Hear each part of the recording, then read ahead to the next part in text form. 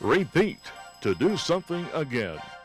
In 1998, the Camp McKinley Bulldogs set out to do something no public school had done in the playoff era, to win a second consecutive state championship, to defy the odds and defeat their opponents, to stand again on the field and raise the prize that awaits the champion, to prove again that for another season no team in the state of Ohio was better than the Canton McKinley Bulldogs. Simply stated, to repeat.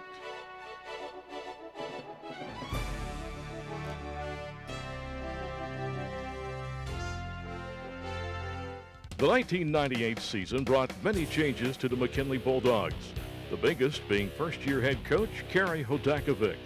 Hodakovic took the McKinley job because he knew that coaching at McKinley would be the ultimate experience for a high school coach. Camp McKinley is a place that's obviously a tradition-laden program and communities where the community and the staff, the school, and the players have grown up with tradition and success and winning in football. And that was one of the main things that would bring anybody to a program like this. Having lost many seniors from 1997 state championship team, McKinley coaches knew that they would need to have some young men step up and lead this team if they wanted a return trip to Massillon. As the year went on, one thing we also talk about is the discipline factor and the leadership coming from within the family, not from us as a coaching staff at them, but within the players. And I think our players came together more and more every single week. The seniors started to really come around and their leadership started to show. The schedule would prove to be a formidable one for the Pups, with familiar foes Garfield, Glen Oak, and Jackson all coming to Fawcett Stadium in the first 3 weeks. McKinley would come out 3-0 and get ready for week 4. We knew it was the biggest game of the year so far, so we knew we needed to come out and play well against St. Francis. I didn't come out and play real well that game, but as a team we ended up meshing, pretty well with the run, and defensively we played real well and looked real strong defensively, and kind of everything came together. And it was a big win for us, and it was almost a turning point for the season. State-ranked and undefeated Toledo St. Francis came to town, and by the end of the game, Bulldog players, coaches, and fans knew McKinley had what it took to win another state title. Quincy, 40, 50, 40, 30, 20. He's gone. How about that? Borrowed a pass to the tight end, caught it at the 40, then he is creamed by Mike Doss. Price, and Bush has got it, plus a lot of other help.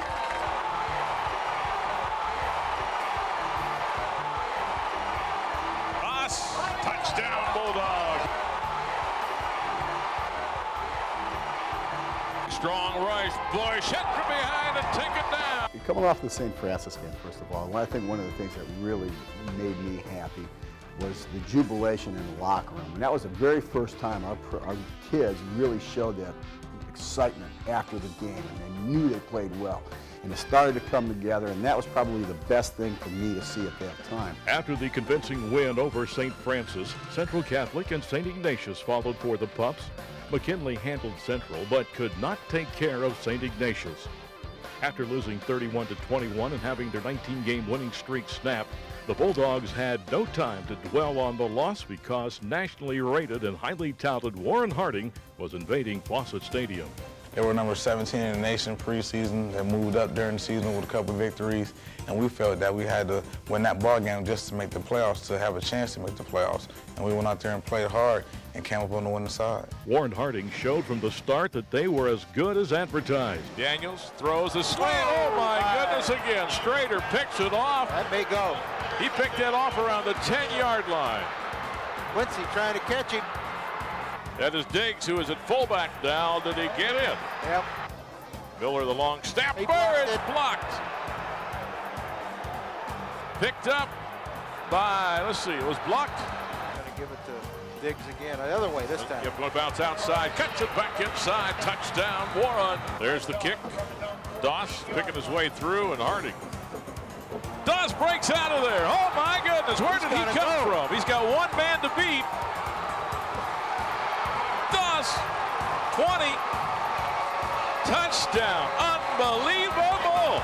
McKinley would battle back in the fourth quarter and cut the lead to 3 points at 16-13. Some fans were questioning Coach Odakovic's strategy of kicking the field goal, but the ensuing kickoff would quiet down the critics. Taken at the 4. 4-yard line. Campbell. Big fumbles the ball. Holy cow, number 80. Eddie Williams made the tackle. After McKinley recovered the ball, Mike Doss carried the Pups to the end zone and a McKinley victory. Doss pumping his legs to the 3 to the 2-yard line. Doss, all they got to do is hang on to it. Touchdown, Bulldogs. Here they come, 7 people. Taylor will throw it left side, and it is intercepted. Friedman at the 23-yard line. Going into the fourth quarter, we knew we had to get it done, or that was it for us. And we never doubted each other throughout the whole year, and we didn't doubt each other there. St. Thomas Aquinas was up next for McKinley. The Bulldogs handled the Knights and set their sights on their old nemesis from the western part of Stark County, Massillon. The Massillon-McKinley game is always a huge rivalry, and it's a big part of the tradition. And both schools having the new coaches, that's kind of what can decide their careers. The Tigers came roaring out of the gates and kept up with McKinley for most of 3 quarters. Flanker right, left end split. And they give it to Dawson. Ellery Moore has it. Mike Doss, touchdown Bulldogs. Irwin play act, rolling left. He can run this thing, and maybe he does. Touchdown Tigers. Again Doss up in the air, and touchdown McKinley. Players from both sides stepped up and made huge plays. The Tigers have been stopped. But in the end, it was the play of McKinley senior Mike Doss that proved to be too much for the Tigers to handle. And that is Doss up the middle. They'll never catch him. Mike Doss, 73 yards for Mike Doss, and the Bulldogs have the lead back. My senior year was my first year playing against Massillon in a varsity game, and it was great. It felt better, and I'd rather play in that game than any other game. The first round of the playoffs would pit McKinley against Jackson. The Bulldogs beat the Polar Bears 34-16 in the regular season, but would have a much tougher time in this first round matchup. People expected us to come in and run a clean slate through the first couple weeks of the playoffs. And you don't ever do that. You can't do that in the playoffs.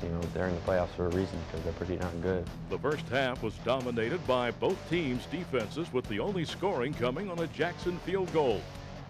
The Polar Bears had momentum on their side at the start of the third quarter, and they pushed their lead to 10-0 at the 7:50 mark. Taloni, Ratkovich, and a Jackson touchdown.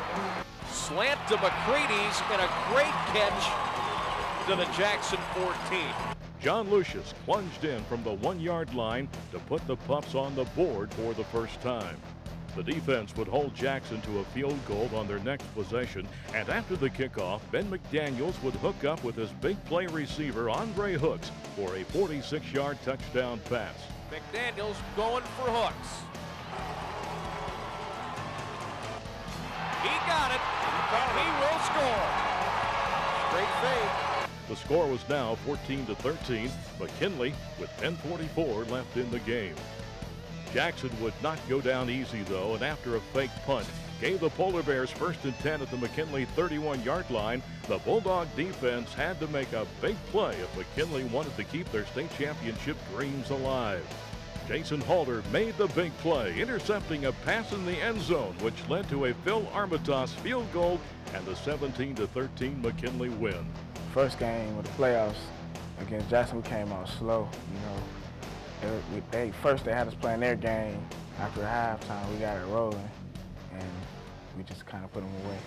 The win moved McKinley on to round 2 and a matchup with Marion Harding at Arlen Field in Mansfield. Marion Harding, we knew they had a good football team too. They reminded us of kind of ourselves. Real big, a lot of good team speed. Marion Harding wasted little time getting things going as they scored on their second play from scrimmage with a hook and lateral that surprised everyone, including the McKinley defense. Marion Harding would go into the locker room with a 7-0 halftime lead. Their defense had stopped the Pups running, and their supposedly weak secondary held the Bulldogs' passing game in check for the first half. The Bulldogs would not get on the board until there was 3:10 left in the third quarter. Anderson with another catch and run all the way down to the Harding 32. The Bulldogs from the 30. It's a slant to Andre Hooks. A touchdown pass from Ben McDaniels to Andre Hooks capped a 4-play drive, and McKinley had their first score. McDaniels fires it in the end zone. Touchdown Bulldogs. McKinley got the ball back with 7:17 left in the game and wasted little time scoring the go-ahead points. Doss, as Ed Glass mentioned, back at tailback. He'll get the handoff. It's a great call. It's a great call. Doss to the 5. Again, a wishbone for the Bulldogs. They need just an inch. Johnny Lucius takes it in for the McKinley score. It was all the points the Bulldogs would need as the defense stopped Marion Harding and propelled McKinley to the state semifinals for a third straight year against the Cats from the Flats, Cleveland St. Ignatius. Marion Harding, they did have a good team. We started out, and I believe we had a turnover our first possession. Then they turned around their first possession. They run the trick play, the hook and lateral, and ended up running all the way back for a touchdown. Then from there on, we knew it was going to be a game, and we ended up, in the end, having some pretty good drives, and we feel, like I said, it prepared us for later on the playoffs. The two premier programs in the state would meet at Kent State's Dick Stadium in front of 22,000 fans. These fans would be treated to a classic battle by these two powerhouses. The nation's playoff game, it was like we came out ready to play because we wanted revenge. And, it's just win in our season right there. McKinley came out of the locker room ready to go as they scored on their first possession on a Mike Doss touchdown run. Hooks the motion man. They give to Doss, and Doss will score the Bulldog touchdown. The defense also came to play. They stopped the run and put pressure on the Ignatius quarterback and forced a fumble recovered by Marcus Quincy at the Ignatius 38-yard line. A lob to the corner for Andre Hooks set up a short touchdown run by Mike Doss that put McKinley on top 14-0 before the capacity crowd had settled into their seats. Doss and touchdown. Ignatius quarterback Tom Arth would lead the Wildcats back with touchdown passes of 20 and 8 yards to tie the score at 14. Lucas McCready's made a spectacular catch on a tip pass over the middle and stumbled into the end zone to give the Pups a 21-14 lead in the second quarter. Caught by McCready's. He will score. Touchdown Bulldogs. Another play. Immaculate reception. What a play. McKinley was not done, though, as Mike Doss intercepted an Arth pass and returned it 45 yards to the Ignatius 9-yard line. The interception set up a Phil Armitage field goal to put the Pups on top 24-14 at the half. The teams battled through the third quarter but could not muster up any points until Mike Doss's 7-yard touchdown run gave McKinley a 31-14 lead with 50 seconds left in the third quarter. Michael Doss into the end zone for the Bulldog touchdown. With a 17-point lead, it seemed that McKinley had the game in hand. Ignatius would not quit, and the Wildcats tried to make everyone forget about McKinley's miraculous win last year with a miracle of their own. Tom Arth went 17 yards to Mike Kelly to make it 31-21.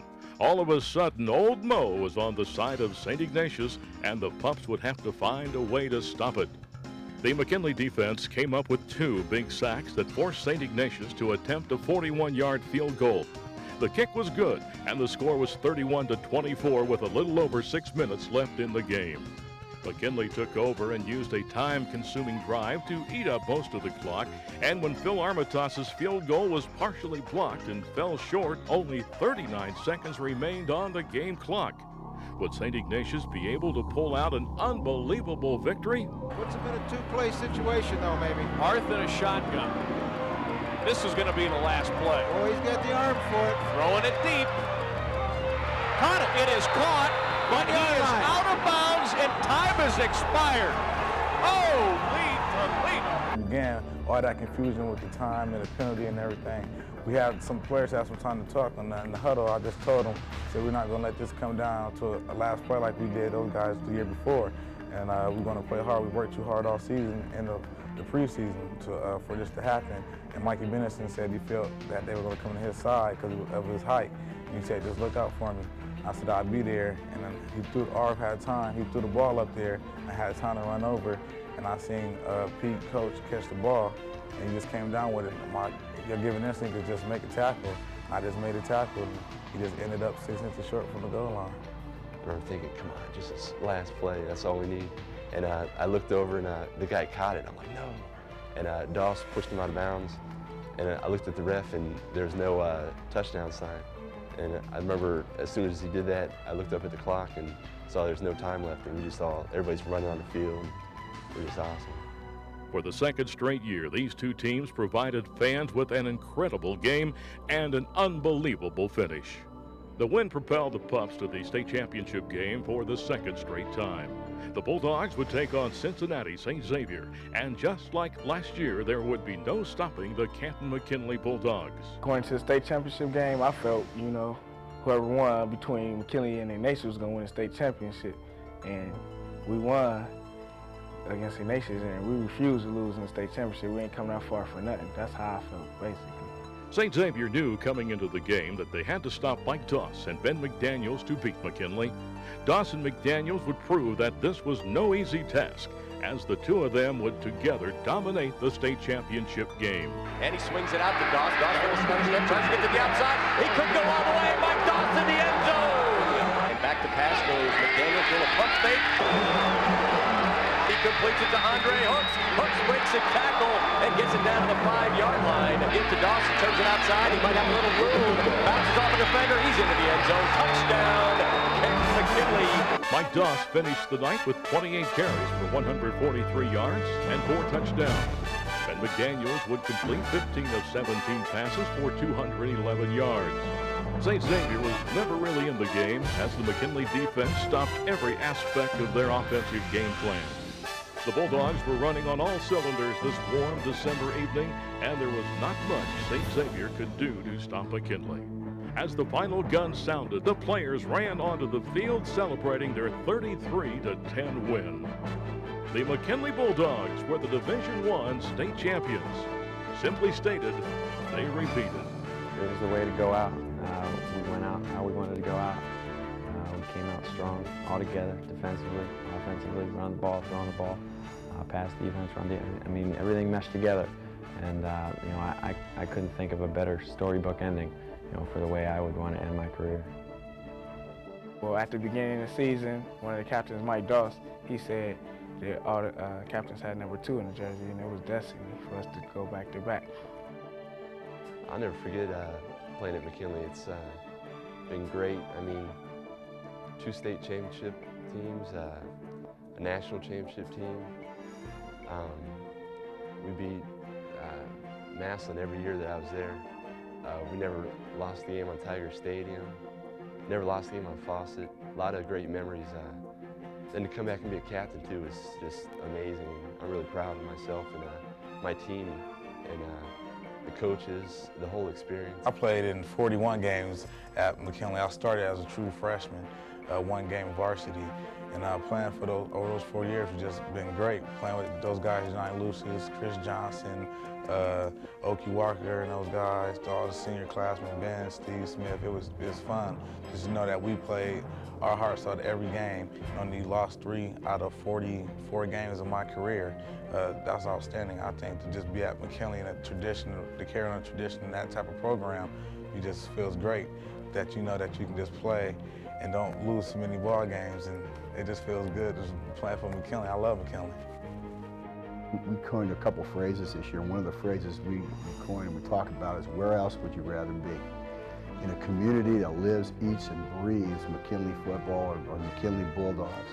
In a community that backs you 100%, obviously we were successful, and that helps. That helps the situation.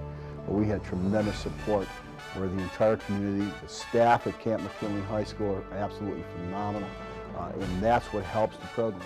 And speaking of certain engagements that I'm at, I'll talk about 4 major ingredients that you need to be successful in any program, and one is the community.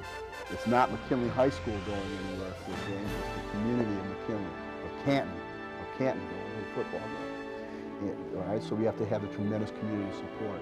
You have to have also the tremendous staff support, the administrative support, and we have one of the finest I've ever been around, I've ever been associated with. Clearly, you have to have a tremendous staff, and I think we have a great staff here at McKinley High School. A lot of initiative, a lot of guys that have been around the block quite a few times that really live together throughout the year and throughout the football season in particular. And obviously, fourth, you have to have a tremendous group of kids to work with, and that's what I'm very, very fortunate and blessed to be with here at McKinley. We have a great bunch of kids that play consistent, hard-nosed football, that don't get up too high, don't get down too low. And with all those types of things, and in my situation, and being the passion and the obsession that football is to me, I can't think of another place to be.